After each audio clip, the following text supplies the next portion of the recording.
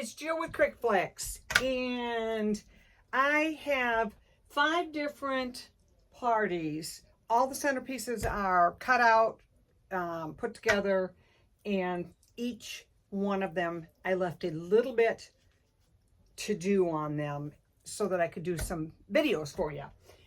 First one that I'm working on is a young man who is a wrestler. I was sent the picture. I'll kind of explain what I had to do here. And if I remember, when I upload this video, I will show the picture that I had to work with. It was cut off on the arm. So basically, what it looked like was, didn't plan on doing this, so now I don't even have 2 little sheets of white paper. This will work right here. Imagine it with framed out in white. And the arms were like this in the picture. This is how they showed. So when I cut it out and removed the background just to have the picture of him, he had no arms or no elbows. So what I did is I took my software, my Silhouette software, and I first of all took just I remember how it was. I know I cut a piece out, and I enlarged this so I could fit a portion in his skin up here, because I wanted the skin tone and the gradient in it, everything to match as well as I could. So I cut out part of the arm in here, and then I put it behind where this was cut off square and shaped it using my curved knife to give me an elbow. Again, the reason I did that is because otherwise this would have lost something, because you would have only seen half of his arms. So that's what I did on him. I've done a little glittering, light glittering on the outline of the gold, and a little bit on the outline of his arms. And he is going to be a box centerpiece. So this piece is actually 12 inches tall, and the box is going on is 6 inches. So he is considered an 18-inch centerpiece overall. Okay, now I'm going to show you on the boxes what I did. These are my boxes that I get from Uline online. And I don't have all my tops cut out, but I used all my glitter paper that I get from Converters, something Converters. I usually buy my glitter paper from them because I really like it, really good quality, and you don't get any of the shedding of the glitter. I'm using white on all of the tops. So, and I'm using my ATG with a 1/2 inch tape.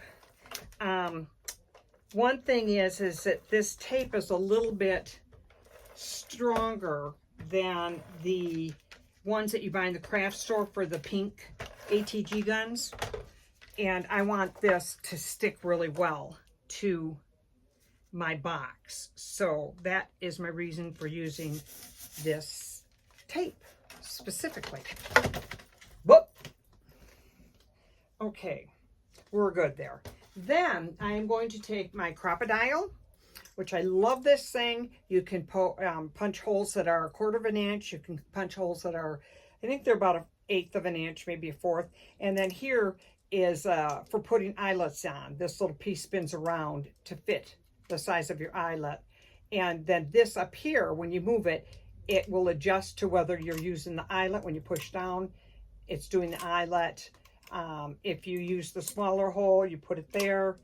And if you're using the larger hole, which is what I'm using, and this larger hole is 3/18 of an inch, which is exactly what my dowel rods are.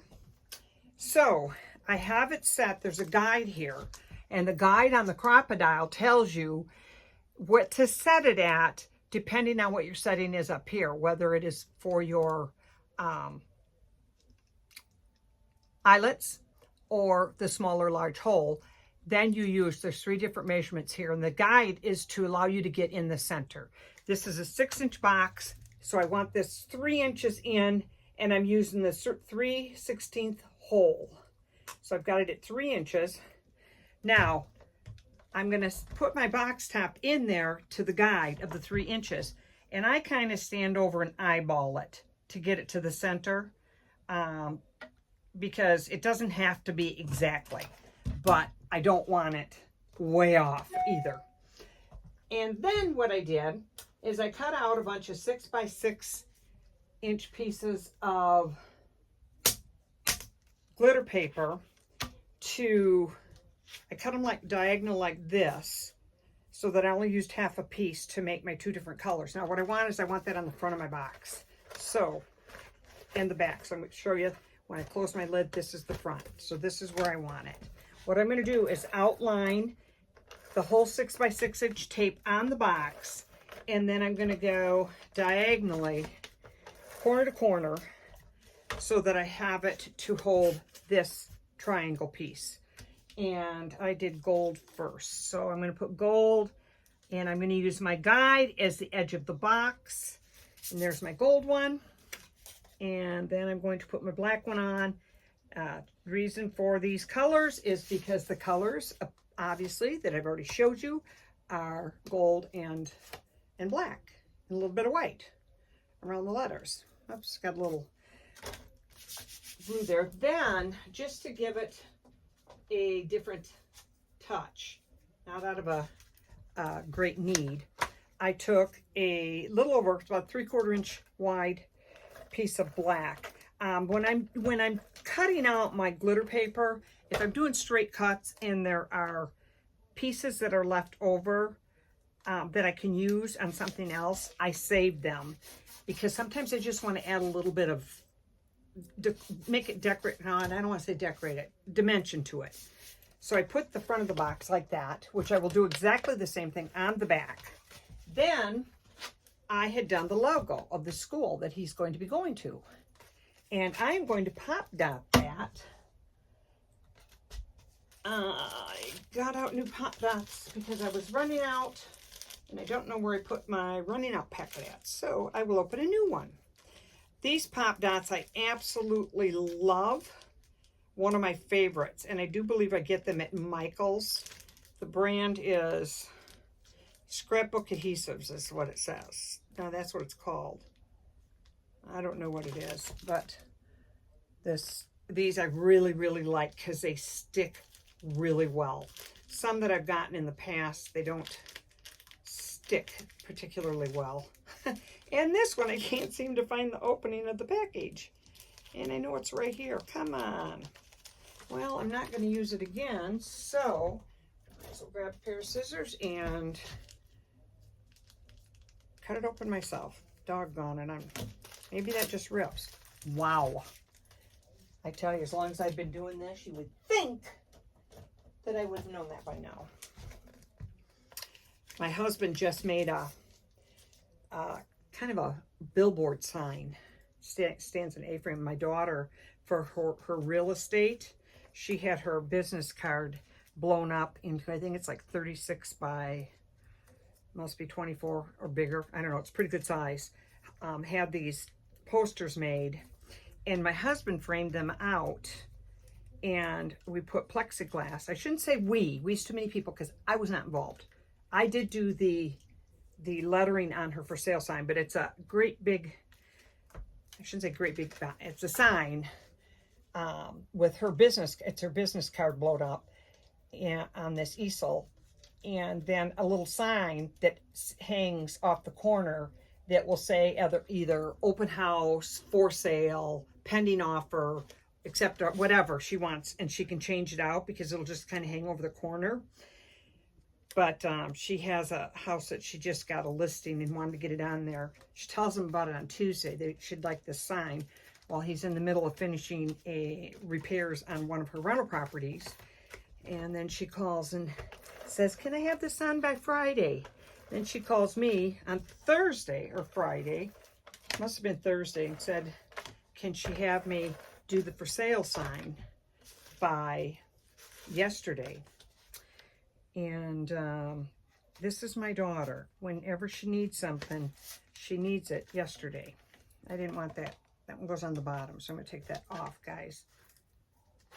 Maybe I'm going to take it off, or I'm going to leave it turned on the bottom. I don't want to risk, nope, I'm just going to leave it turned to the bottom. It doesn't make any difference anyway. This is sticking really good. Just an FYI, I get my boxes from Uline, and I buy them in black, and I buy them in white, and I buy them in red, and I buy them in silver. The color boxes are kind of glossy looking, whereas these are flat. And I have learned that even with this tape, this does not stick on the glossy boxes. So instead of using a box that's somewhat glossy, I just have switched to just using white, because I don't have to worry about, even though I'm going to be using white on both sides here too. I'm not leaving them just plain white because I want the white glitter. I want to dress them up. So, but it sticks. I couldn't get that black off without ripping it, and I don't find the need to destroy the box just because the color is the opposite. Doesn't matter. I gotta cut up some more white paper, but I can do that after I get this one done. And okay, nope, you know what I'm going to do on this stripe? I hope it didn't stick as much to this, and it didn't stick yet. I'm going to do the stripe on this side, on this one, because too much of it was on the black paper and didn't show. So I'm switching it to that side. And again, these are double-sided. Guests would be looking at them from all different sides. A lot of times I don't even make the boxes all the same. I make them all different because, again, the actual centerpiece or the image is always the same. Well, I shouldn't say always the same. If it's a mixture of different characters, obviously they're not the same. But in this particular case, it's the same of him, but the boxes might all be a little bit different. It doesn't make a bit of difference. These are all individually going on different tables, and that could be a game for anybody to guess which boxes are different. An illusion game. There we go. We got that on there. Then what I'm going to do is I'm going to take my little square peg here, and I am going to add a 3/18 inch dowel rod to the center. And I did turn on my glue gun, thankfully. And then along the top, I'm going to put hot glue. But I don't want to put too much near the hole, because when you put this hot glue on it and press it down, it's going to spread. And if I put it too close to the hole, it will fill the hole in, or it will glue this stick in. And I don't want that to happen. To be on the safe side, I kind of wiggle it and take that out. Then this is where I have to put my centerpiece. The reason that I have this block of wood inside there is you have to have that in order to make the box sturdy enough to hold the centerpiece. You can't just stick the peg in a piece of cardboard and expect it to stand up, because it's not going to. So that little chunk of wood in there just is nothing more than a place to hold the centerpiece when I put it in there. If I can get the box put together. What I love about these boxes, I used to want to use the ones with the lids, which I like as well. However, these are so simple for assembly, because all you have to do is fold the box and it's done. There's your base. There's the front and there's the back. And here we have our young man wrestler. One thing I meant to say is I would hold this by the block when you're putting the centerpiece in. And when I'm turning it like this, I've had a lot of people asking me if this has got a screw on it. It doesn't. I turn it in because if I just shove it down, I'm putting too much pressure along this part of the centerpiece. And sometimes I push it, I can break an area that might not be real. Two pieces of wood aren't overlapping. Something can happen. I'm not willing to risk it. So I twist it just to get it in there easier. It does not screw in. It just, again, I twist it to avoid either smashing the lid in on the box or bending him somewhere. There we go. I've got two of him done. And I don't think there was anything else on that. I will upload some pictures. the next one I'm going to be working on is going to be the Rugrats.